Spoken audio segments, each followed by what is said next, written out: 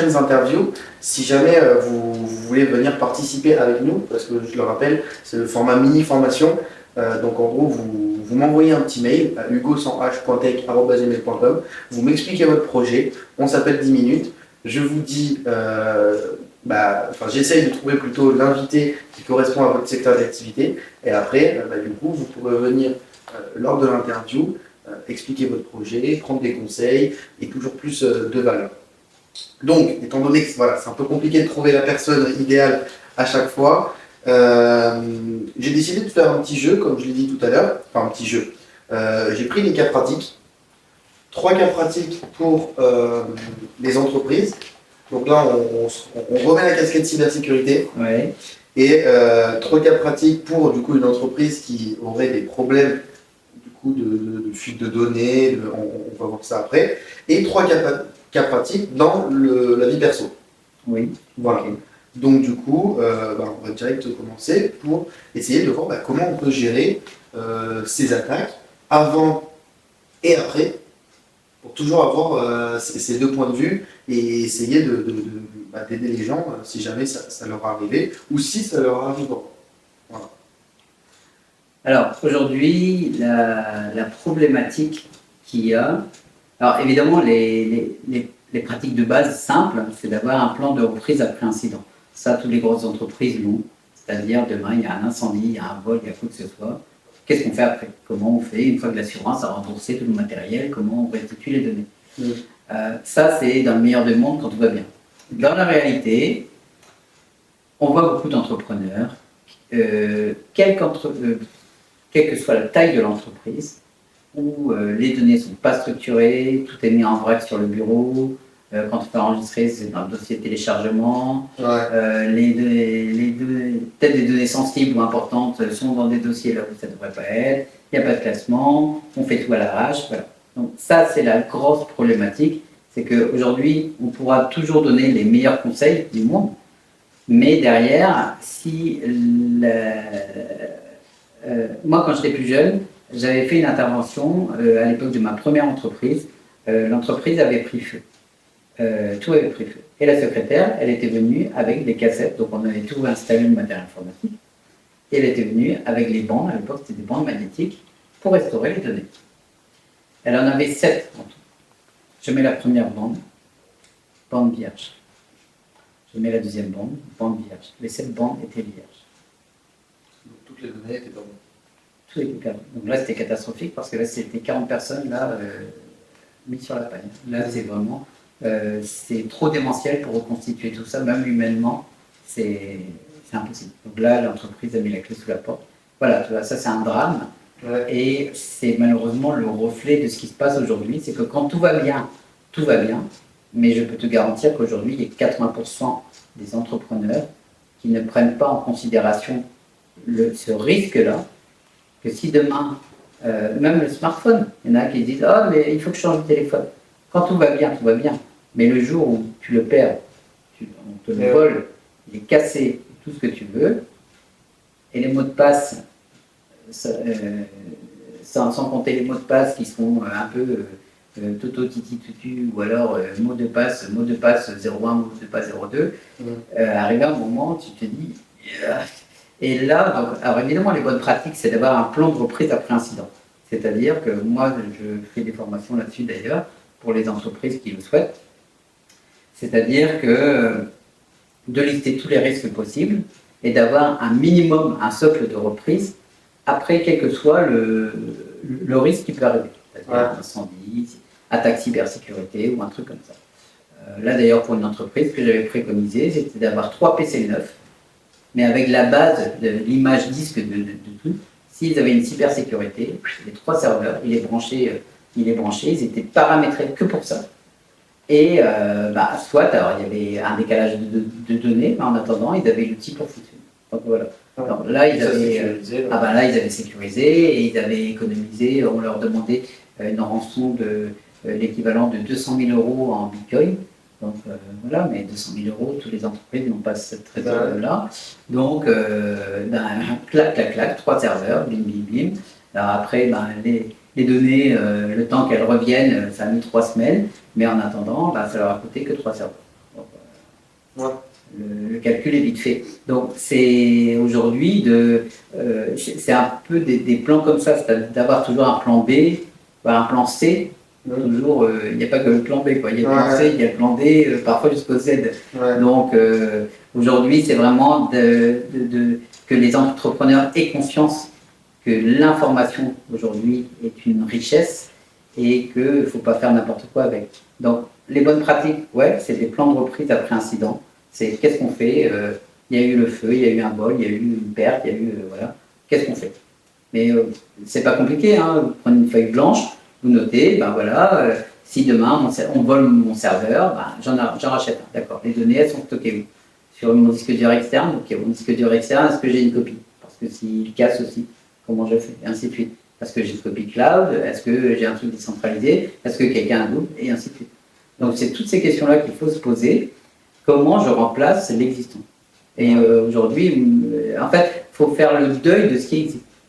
Et surtout si ça marche bien. Il faut se dire, si ça ne marche plus, comment je fais? Il faut s'apprêter, dans l'idéal, il faut s'apprêter à changer de PC tous les 5 matins. Ça, c'est le vrai exercice, parce que du coup, ça va obliger l'entrepreneur à se structurer, à dire, toutes ces données-là, elles sont stockées dans le cloud ou dans tel compte ou machin chose. Mais après, aujourd'hui, il y a 2 serveurs qui sont complètement indépendants. C'est-à-dire, il y en a un qui tombe, l'autre prend le relais. C'est tout. Alors, entre-temps, peut-être il peut perdre des impressions, soit. Voilà, on ne peut pas tout remplacer, le risque zéro n'existe pas. Mais il y en a un qui tombe, l'autre, alors maintenant, si le deuxième tombe, c'est pas de chance, mais aujourd'hui, il y a quand même un plan B. Et puis, dans le pire des cas, la personne a perdu ses documents. De toute façon, nous, on n'est pas là pour stocker des documents, on est là pour stocker temporairement jusqu'à ce que ça arrive à l'imprimante. Une fois que c'est imprimé, c'est effacé, point à la ligne. Donc, si demain ça n'a pas marché, ça n'a pas marché, il suffit de relancer et puis voilà. Ok. Est-ce que tu pourrais expliquer ce que c'est le phishing? Oui. Et après, du coup, j'aurais 2 questions pour avant l'attaque et 2 questions pour après l'attaque. Alors, parce que sinon, on va rester des heures. Là. Il faut que je reste simple. Aujourd'hui, on est. Je vais dépasser un peu le phishing, parce qu'aujourd'hui, on est dans une ère où c'est un peu de l'abus de confiance. On met en confiance, en fait, avec aussi bien nos appareils informatiques, nos téléphones, nos mails, nos messengers. Aujourd'hui, c'est pas compliqué d'usurper une identité ou de se faire passer pour. Ça, c'est pas compliqué. Ça, c'est le premier truc. La deuxième truc qui arrive, et encore plus en force, et qui est pour moi sous-jacent, mais qui est plus dévastateur que le phishing, c'est vraiment ce gain de confiance. De fausse confiance. On le voit chez des pirates informatiques qui vous mettent en confiance, qui vous disent je suis directrice de telle banque, votre nom c'est bien ça, votre numéro de compte c'est bien ça, votre numéro de carte de voilà. Et là, ils ont toutes les infos en amont. Bien sûr. Mais même au tabac, moi j'ai vu une collègue qui s'est fait arnaquer de 3 000 €. Donc l'interlocuteur se fait passer pour un opérateur de transcash, par exemple, c'est des bons de carte recharge. Mais ça, déjà, pareil, une pépite pour tous ceux qui nous écoutent, c'est que demain, vous achetez un truc transcash, vous achetez un truc internet, on vous demande de payer un transcash, ne communiquez jamais les numéros pour soi-disant vous dire, c'est juste pour vérifier si le transcash est bon. Ça n'existe pas. Il n'existe aucun... Parce que si demain, transcash ou quel que soit l'opérateur bancaire qui met ça en place, s'il met ça en place, ça veut dire qu'il ouvre à tout le public la possibilité d'interroger les comptes bancaires de n'importe qui. C'est tout, parce que pour vérifier un numéro, demain, dans la base de données de ma banque, il y a un code qui s'appelle ABCD. J'ai mon billet ABCD. Ça veut dire que si je tape ABCD et s'il me dit oui, ça existe, moi je peux développer un petit robot qui va interroger tous les comptes pendant toute la nuit et dire tiens, là il y a tant de montants, là il y a tant de montants. Et je peux aller plus loin. Donc ça c'est un exemple. Je vais parler d'un autre exemple d'attaque. Aujourd'hui, les attaques, les phishing, les appels téléphoniques que l'on a, ils se servent d'Amazon pour identifier des numéros de téléphone. C'est-à-dire ils ont récupéré des bases énormes de numéros de téléphone, ils ont développé des petits scripts, et ils vont sur mot de passe oublié, avec l'email associé sur le compte Amazon, ils injectent le numéro de téléphone. Désolé, ce numéro de téléphone n'est pas dans notre base. Bim. Ah, ce numéro de téléphone est dans notre base. Bim, numéro existant, on va l'appeler. Et voilà. Ça, c'est un exemple flagrant qu'il y a aujourd'hui. Et c'est pas compliqué à faire. Donc là, les personnes malveillantes, je leur donne des tutos, mais c'est la réalité, c'est ce qui se passe. C'est réellement ce qui se passe. Donc aujourd'hui, maintenant, comment anticiper ça? Déjà, ne pas croire à ce que vous recevez sur votre téléphone. Un SMS, un email, alerte, votre compte risque d'être désactivé, vous avez été arnaqué de temps, votre colis est à tel endroit, votre carte Amélie vous attend, votre compte ERDF, vous devez tant, ou alors nous avons eu un trop perçu, on va vous rembourser tant. Stop, faut arrêter, faut vraiment arrêter. C'est de la grosse connerie. Vous savez très bien que les vrais dossiers, les vrais documents, vous les recevez de manière officielle, soit par courrier, ou soit sur le portail de l'opérateur en question. Point à la ligne. Point à la ligne. Donc aujourd'hui, on a trop tendance à utiliser le tout en un clic. Et le tout en un clic nous amène, aujourd'hui, le Bon Coin s'en est truffé. Ils sont tellement doués. Moi, j'avais vendu la porcelaine de mon grand-père. Le mec, il m'a soi-disant envoyé un virement supplémentaire, supérieur, voilà. Et il me dit, bah, attendez, renvoyez-moi telle somme. Mais là, vous rentrez des informations qui peuvent être sensibles, que pas le numéro de carte bleue ou quoi. Ouais. Et en plus, aujourd'hui, les sites, ils ressemblent trait pour trait, mais au millimètre près, parce qu'il y a 5 ans, 5, 6 ans, 10 ans en arrière, c'était truffé de fautes. Vous voyez très bien, c'est flagrant, c'est grossier. Maintenant, là, aujourd'hui, même moi, j'ai failli tomber dans des pièges parce qu'on pouvait les identifier avec des outils. Mais autrement, on ne voyait rien. Aujourd'hui, il n'y a plus rien, même des emails officiels. Okay. Donc voilà. J'avais fait une petite vidéo, une petite présentation d'une attaque d'un grand groupe en temps réel, et j'avais récupéré ça de chez Seagate qui avait fait ça. Et ils avaient montré une attaque en temps réel faite en 5 minutes pour faire tomber une grosse société qui était cotée en bourse et qui a été dévaluée en 10 minutes. Et comment ça se passait? Donc en fait, là, alors je vais dévoiler un peu comment se passe une cyberattaque, une méchante cyberattaque.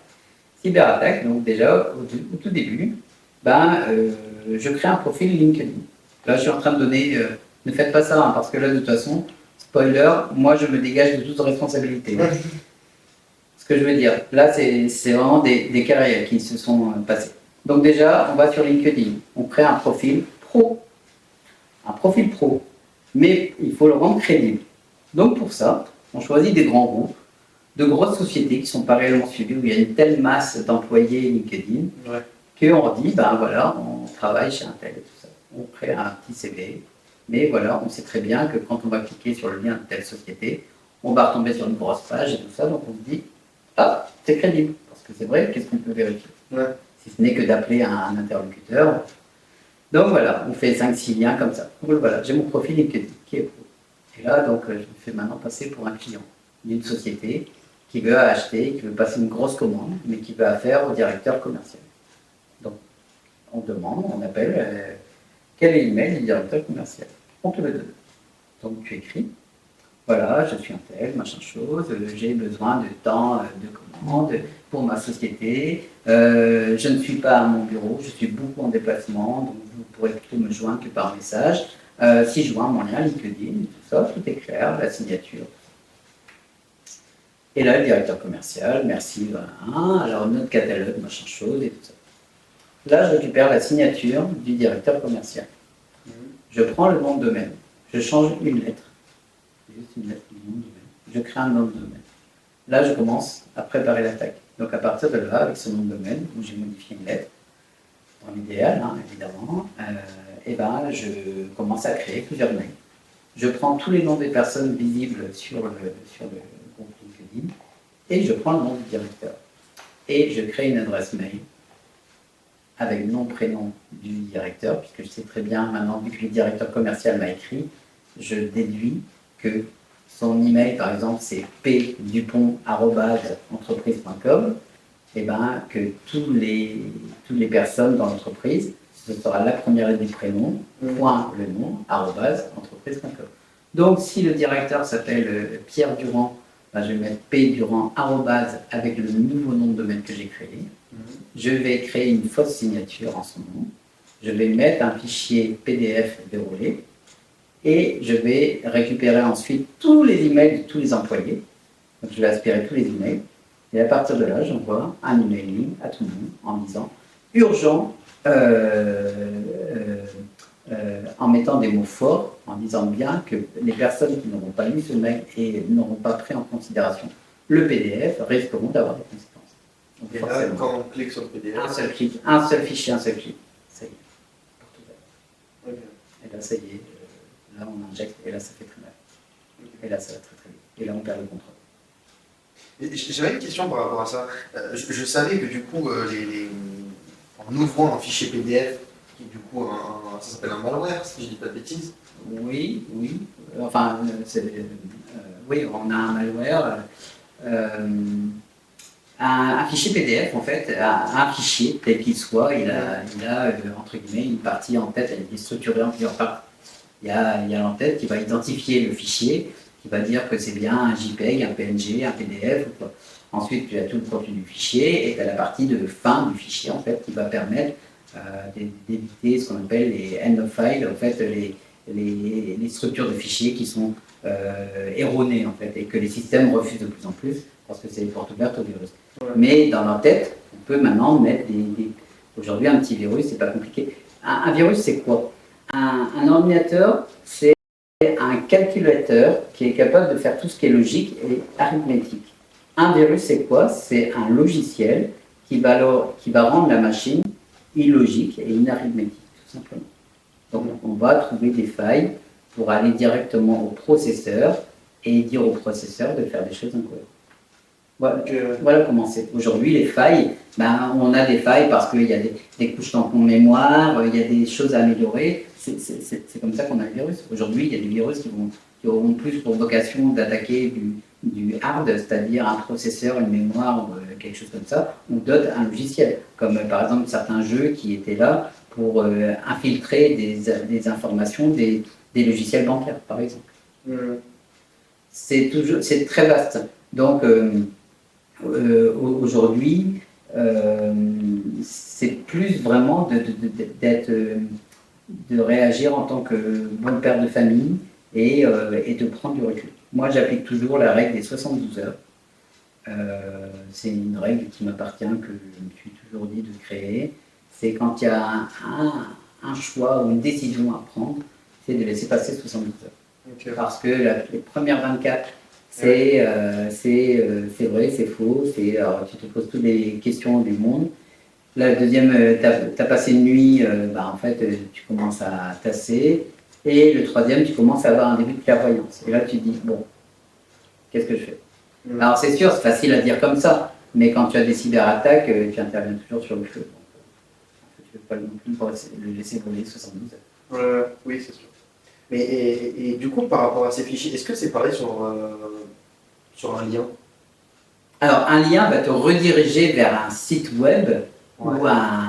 Oui, il va te rediriger vers un site web, mais dans ce site web, une fois arrivé, il peut t'injecter des scripts. Parce qu'aujourd'hui, quand tu vas sur Internet, tu as des scripts. Avant, c'était le HTML. Le HTML, c'est un langage où tu superposes des zones de texte pour afficher des images. Le JavaScript, c'est des scripts, des mini-fonctions qui sont exécutées par le navigateur. C'est-à-dire, tu dois avoir une image qui se bouge, elle va bouger.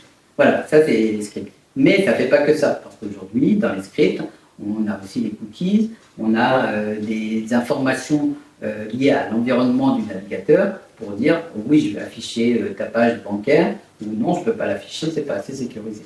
Donc aujourd'hui, une redirection vers un lien va te renvoyer aussi d'autres scripts qui ne sont pas les bons, qui vont t'afficher plein de pop-up, tu vois. Alors souvent, c'est pareil, il ne faut pas croire ce qu'on voit, parce qu'on peut tomber sur des sites où ça va afficher plein de pop-up avec soi-disant la capture de ton disque dur, de dire c'est diffusé, c'est copié, on a ça, mais c'est pas si facile. Voilà, et il y a souvent des personnes qui tombent dans le piège, qui disent oh là là, et il y a souvent une petite fenêtre, cliquez ici pour activer l'antivirus. Okay. Et donc c'est pas directement en cliquant sur le lien, mais une fois qu'on est sur la page. C'est là où on replie sur un autre lien. Ouais. C'est-à-dire que derrière, inévitablement, on enclenche un script JavaScript qui autorise à ouvrir quelque chose. Ouais. C'est là où c'est le deuxième clic qui est dangereux, c'est pas le premier. Okay. Le premier, c'est pour te faire peur. Le deuxième, c'est la mise à mort. C'est la deuxième lame du rasoir. C'est le premier tire le poil, le deuxième il coupe le poil. Ouais. J'ai vu une vidéo récemment où il y avait du coup, je sais pas si je peux dire ça, mais un malware qui attendait que. Il était passif et il attendait que tu copies-colles comment ça s'appelle, un IBAN, tout simplement. Oui. Et une fois qu'il reconnaissait, entre guillemets, la structure d'un IBAN, Oui. quand tu allais du coup le coller pour, je sais pas, tu vas ajouter un nouveau bénéficiaire, Oui. et ben tu vas coller, mais ce ne sera pas l'IBAN que tu as copié, puisqu'en soi, le but de copier-coller, c'est pas de lire ce qu'on a copié-collé. Oui. Et au final, du coup, tu croiras que. Comme aujourd'hui, les guichets automatiques avec des faux claviers qu'on superpose dessus. Ouais, ça fait beaucoup peur à beaucoup de gens. Donc, aujourd'hui, c'est normal, il va y en avoir de plus en plus. Aujourd'hui, on arrive à imiter et à rendre fiable et à miniaturiser de plus en plus de choses. Je suis même pas surpris. Et comment on fait pour se protéger de tout ça? Alors, c'est possible. Non, rien n'est infaillible. T'auras beau demain. Aujourd'hui, pour simplifier, on va prendre l'exemple d'un coffre-fort. Ouais. Un coffre-fort, d'une manière ou d'une autre, c'est dans le temps que tu arriveras à le défoncer, quel que soit le coffre-fort. Aujourd'hui, c'est le critère temps qui va faire que tu pourras te protéger, que ce soit contre les virus ou pas. C'est seulement ça. Genre gagner du temps. Il faut gagner du temps ou anticiper du temps. Je reprends l'exemple des 3 serveurs que l'entreprise, je leur avais dit de faire ça. Eux, plutôt que de stricturer les ménages, de savoir comment, et puis de passer des heures d'informaticien pour au final arriver au même résultat, bim, tu prends le truc brutal, c'est-à-dire tu détruis 3 serveurs, tu les remplaces par 3 nouveaux, tu as jusqu'à restaurer tes sauvegardes et c'est fini. Tu vois? Donc là, tu as anticipé du temps et tu as gagné du temps. Et je ne te dis pas les semaines qu'ils ont gagnées. Rien que pour retrouver quelque chose de correct. Donc ça, c'est gérable. Maintenant, moi je sais que quand je fais des audits de cybersécurité, c'était pas compliqué, tu laisses traîner une clé USB sur un bureau, tu demandes un renseignement, la personne se tourne, tu poses une clé USB, tu t'en vas, tiens c'est à qui ça? Et puis il éclate, elle branche, c'est fini. Ouais. Mais ça, c'est dans 90% des cas.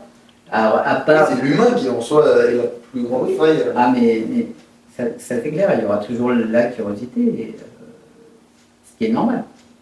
Mais aujourd'hui, maintenant, il y a des entreprises qui mettent en place ce qu'on appelle des machines blanches, c'est-à-dire qu'elles sont déconnectées du réseau, tu branches ta clé une première fois, il y a toute une armada d'antivirus dessus, et ça va te dire en tout cas de cyberattaque, de comment se prémunir de ça. Ouais. Aujourd'hui, il n'y a pas de manuel à proprement parler, sachant que les attaques, il y a plein de nouvelles attaques qui arrivent aussi tous les jours, malheureusement à cause de l'IA.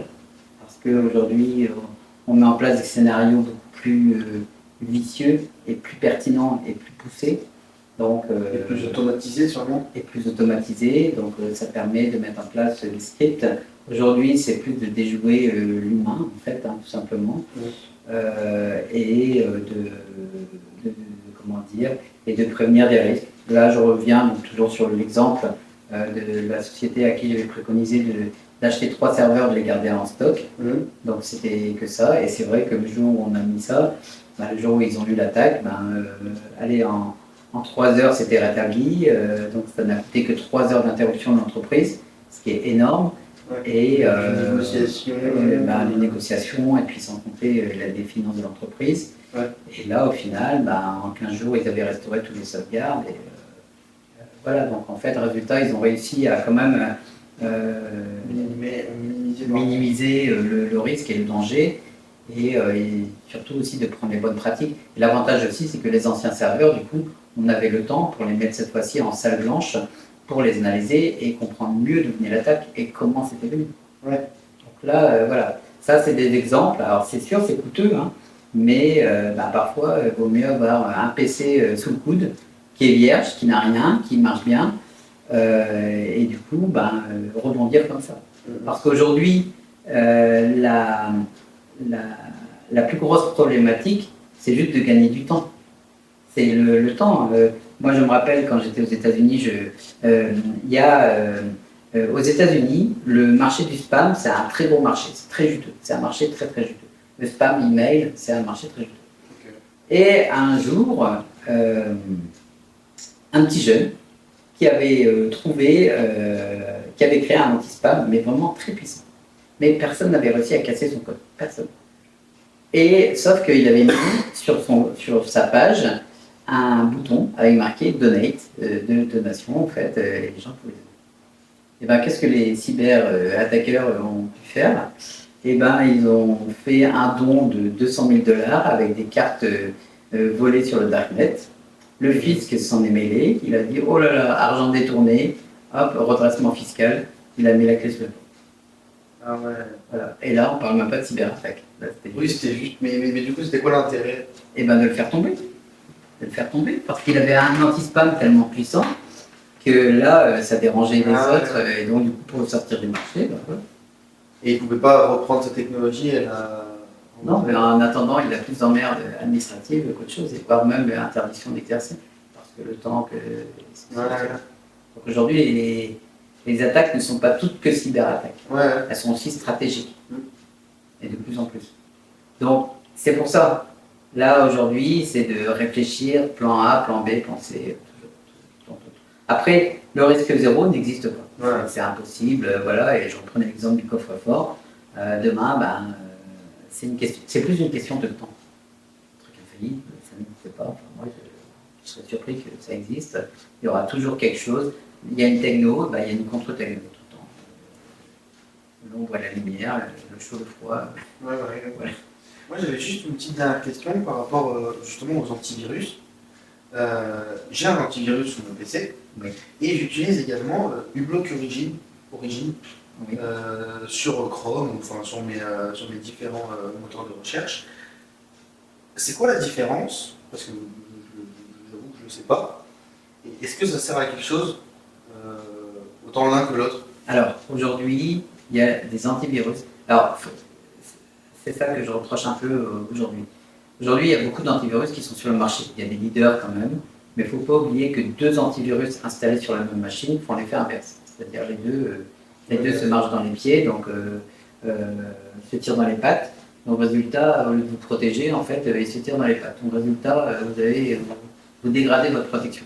Ça, c'est le premier point. Deuxième point, par contre, ce que tu as soulevé, c'est que uBlock ou autre chose, là, ça vient en complémentarité d'un antivirus. Un antivirus, il va être vraiment sur la partie système. Et les attaques, maintenant, aujourd'hui, elles viennent de notre navigateur, parce qu'on est beaucoup sur YouTube, on écoute de la musique en ligne, d'une manière ou d'une autre. Ça reste des flux Internet, des canaux qui sont ouverts directement sur notre PC. Là, les uBlock, eux, ils peuvent intervenir plus depuis le navigateur plutôt que depuis le système. Et c'est quand même utile parce que ça vient en complément. Là, j'avais fait une intervention chez un client qui avait de retour un virus en cliquant sur un lien. C'est-à-dire qu'il retombait sur les arnaques, votre licence n'est pas à jour, cliquez ici pour payer. C'était pas un méchant virus, mais ça restait un virus. Et là, aujourd'hui, des systèmes comme uBlock vont permettre de bloquer ça parce que là, on n'est plus sur une redirection d'une interprétation d'un script qui va être fait par le navigateur plutôt qu'un virus à proprement parler. Donc, c'est des nouvelles attaques. Donc, c'est utile. C'est utile, mais il faut bien faire la part des choses. C'est qu'un seul antivirus, pas deux, pas 36, parce qu'arriver à un moment, ça fait n'importe quoi. Il peut y avoir qu'un seul commandant ou commande, c'est pareil. Et côté navigateur, c'est pareil, c'est un autre environnement. Et pareil, oui, parce que si des fois j'ai des pages qui sont bloquées par du coup l'origine, et qui c'est des sites qui sont connus, qui sont entre guillemets, voilà, certifiés, enfin pas certifiés, mais qui sont connus de tous, extrêmement utilisés. Alors j'ai plus là l'exemple en tête d'un site qui m'avait été bloqué justement, mais je sais pas, style par exemple La Poste. Alors, c'est pas forcément La Poste, mais non, pour non, donner non. l'ordre d'idée. Alors, ce qu'il y a, c'est que quand il y a des sites ou des pages de sites qui sont blacklistées, c'est qu'il y a réellement une, une raison. Okay. Voilà. Après, peut-être certains l'ont dénoncé de manière abusive, malheureusement, et donc ça rentre dans les blacklists. Ou alors, malheureusement, on a un exemple flagrant, tu vois, par exemple, même s'ils ne le disent pas et ils ne vont pas s'amuser à le dire sur la voie publique, mais certains opérateurs téléphoniques se sont fait hacker toutes les bases. Voilà. Et pourtant, c'est des opérateurs téléphoniques, dont je ne vais pas citer le nom pour ne pas avoir les foudres, mais c'est la réalité. C'est la réalité et il n'y a même pas besoin de chercher à avérer cette information, puisqu'aujourd'hui, on voit des spams téléphoniques qui nous appellent pour dire vous êtes bien chez tel opérateur, machin chose, alors que c'est terme. Voilà, il n'y a pas besoin de chercher très loin. Donc aujourd'hui, évidemment, déjà, même, moi je me rappelle, j'avais fait une petite conférence de cybersécurité pour des personnes, des crédit managers qui eux travaillent sur des gros comptes avec des grosses levées de fonds pour des gros comptes. Et eux, ils me posaient la question si j'avais des stats, nous en tant qu'experts cyber, on avait des stats sur le nombre d'entreprises qui s'étaient fait verrouiller. Mais on sait très bien que 70% des entreprises qui se sont fait verrouiller ne vont pas le crier sur tous les toits. Ça veut dire que leur service informatique, les mecs sont des blaireaux, et que leur gestionnaire de sécurité informatique, c'est un gros blaireau aussi. Donc jamais ils le diront. Donc ça, ce sont des stats. Les seuls stats que l'on voit, c'est plus d'un point de vue public, parce que dans le domaine public, je ne dis pas que les gens s'en foutent, mais entre guillemets, c'est des postes. À chaque fois, c'est glissant, donc forcément, il y en a un qui... C'est jamais le même qu'il y a derrière, donc forcément, ils mettent ça dans juste de faille. Voilà, mais il n'y en a pas plus dans le public que dans le privé. C'est kiff-kiff. Sauf que le privé, il va fermer sa gueule pour ne pas passer pour un peu. C'est la réalité. Moi, j'ai vu des trucs, jamais ils vont dire on a eu une cyberattaque, ils vont dire on a eu un bug informatique, où ils vont essayer de mettre ça sur la tête de quelqu'un, ou alors une panne électrique. Oui, toutes les autres. Bien sûr. Les cyberattaques n'ont jamais revendiqué ça, parce qu'ils savent très bien que déjà, et d'une, ils peuvent perdre la crédibilité avec leurs clients, parce que demain, le client, il voit ça, il se dit peut-être, ils ne sont même pas protégés, j'ai plus trop confiance. Quoi. Donc, tu vois, c'est délicat, et ça se comprend, je veux dire. Mais aujourd'hui, tu vois, comme les grosses entreprises ne sont pas plus à l'avant, comme des grosses entités. Voilà. Ça en citer leur nom. Oui, toujours. Dernière question, mais pas à vous. J'aimerais la poser à eux. Et j'espère que vous allez vraiment jouer le jeu. Mettez pause, je vais poser la question, et après mettez pause, réfléchissez, mettez la réponse dans les commentaires. Et parce que je ne sais pas si tu te souviens, tu m'avais posé une question dans la voiture la dernière fois. Qui a le plus d'informations sur nous? Alors je ne sais plus si c'était vraiment cette formulation. Oui, c'était moi. En fait, quels sont les serveurs qui possèdent le plus d'informations au monde sur leur base de données? Voilà. Donc là, la question aurait été mieux formulée. Je vous laisse mettre pause. Écrivez la réponse dans les commentaires, on verra si vous avez eu la réponse. Moi, je me rappelle, j'avais dit Apple. Oui. Voilà, je me suis dit Apple. Du coup, vous pouvez enlever cette mention-là. Et du coup, voilà, je te laisse peut-être dire la réponse. Et la réponse, c'est le fisc. Le fisc, on n'imagine pas, mais ils ont énormément d'informations sur nous, parce que de très longtemps, et même depuis nos parents, ils ont eu la suite, ils savent où on loge, etc. Donc ils ont beaucoup d'informations. Alors je parle bien d'informations sur nous, je ne parle pas des informations commerciales. Il y a deux entités qui ont des informations plus commerciales sur nous. Notamment avec les petites cartes de fidélité. Entre autres. Écoute, merci beaucoup Emmanuel. Merci Hugo. Ça a été vraiment enrichissant. J'espère que vous aussi ça vous aura plu, que ça vous aura appris des choses, parce que c'est clairement le but de ce format. Et puis, comme je dis à chaque fois, à vendredi prochain pour une prochaine interview. Merci.